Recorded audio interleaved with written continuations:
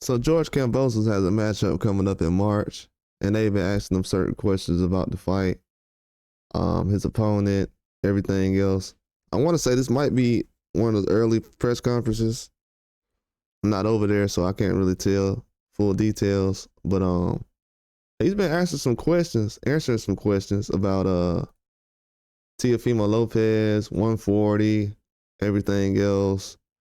And he's told the media there that, he's already beat the number one 140 guy years ago.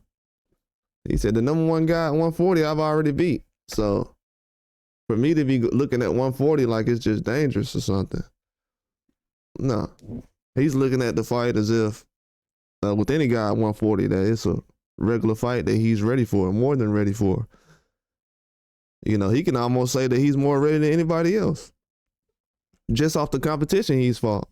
Like I said, people can look at Kambosos' losses or whatever, but the man's facing the best.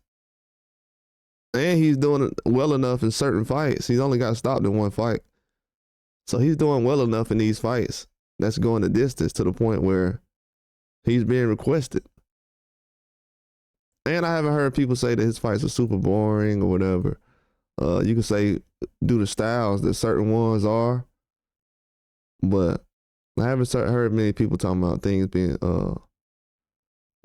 fights being boring when he's in there. But George Kambosos just let everybody know Teofimo Lopez is considered the number one 140 by everyone, especially after he defeated Josh Taylor. And he's just letting people know, hey, I defeated him before he fought Josh Taylor. But the fact that he has to announce that and tell people that, it's just a shame. It really is. But we all know that George Kambosos has done a lot in the fighting game recently. He's not holding back. He's not slowing down. He's letting people know that the number one guy at 140 is Teofimo Lopez, and he's already beat him. And that he should be afforded the opportunity to fight the top guys based off of his resume and his reputation. And also Teo's reputation plays a huge part in, getting credit for certain things he's done at 135. The man went out there and defeated him, dropped him and everything. Gave him his only loss.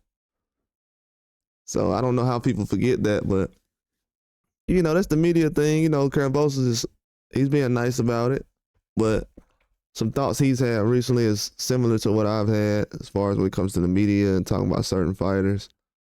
They're not really doing a good job pushing certain things except narratives. They're spending most of their time pushing narratives instead of, all you gotta do is put the information out there and let the fans decide, but they're trying to force certain things down people's throats, and it just hasn't worked in the last 100 years.